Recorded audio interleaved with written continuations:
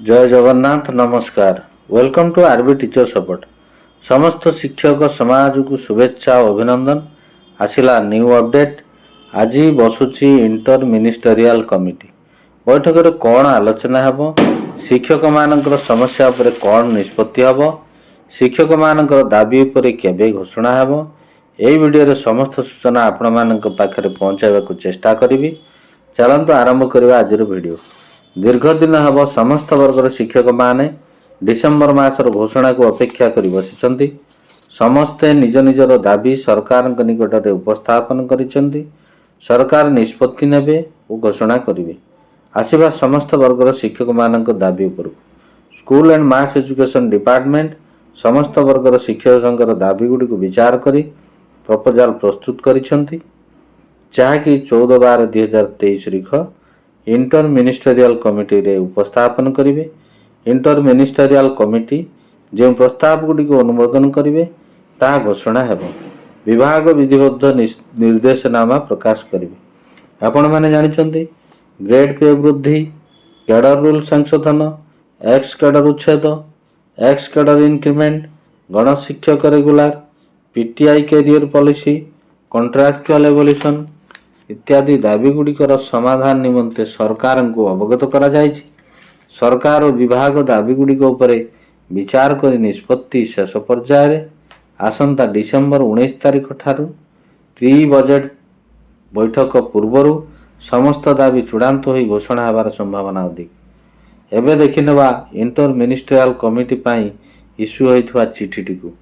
Government of Odisha general administration and public grievance department तरफ चिठी करा जायछि। चिठी नंबर होउछि 36,666, डेट 11 डिसेम्बर 2023।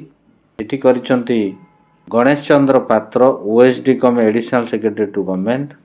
चिठी करा जायछि to Shri Atanu Sabyasachi Nayak honourable minister food supplies and consumer welfare, Shri Jagannath Saraka honourable minister ST development minorities and backward classes welfare and law Odisha, Shri Pratap Keshari Deb honourable minister industries micro small and medium enterprises energy Odisha.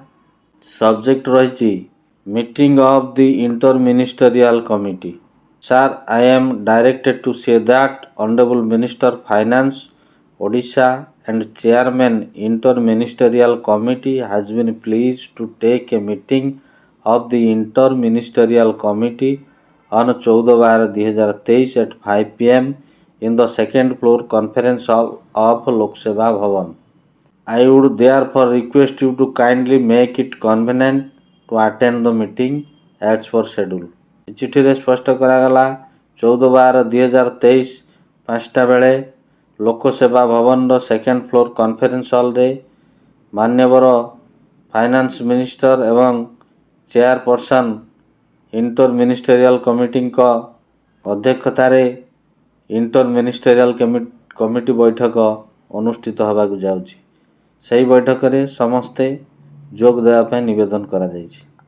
Copy करा जायछि all PS to minister, copy forwarded to honourable minister parliamentary affairs health and family welfare, copy करा जायछि honourable minister school and mass education revenue and disaster management, copy forwarded to Shri Pranab Prakash Das honourable MLA Jajpur, copy forwarded to the commissioner cum secretary to government school and mass education department, commissioner cum secretary to government higher education department, commissioner cum secretary to government health and family welfare department for kind information and necessary action.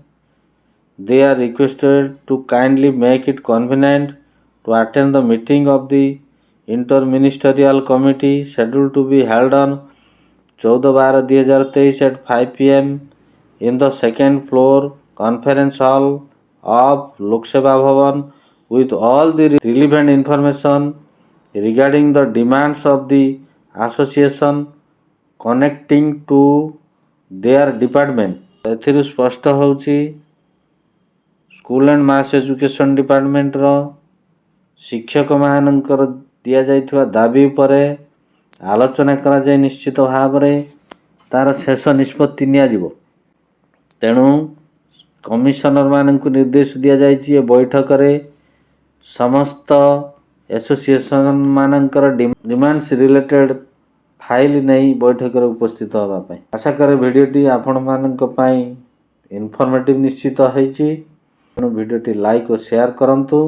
Channel subscribe ବର୍ତ୍ତମାନ ପର୍ଯ୍ୟନ୍ତ କରିନଥିଲେ ଚ୍ୟାନେଲଟିକୁ subscribe କରି notification bail on କରିଦିଅନ୍ତୁ, ଯାହାଫଳରେ ଏଇଭଳି informative video ପ୍ରଥମେ ଆପଣ ଦେଖିପାରିବେ।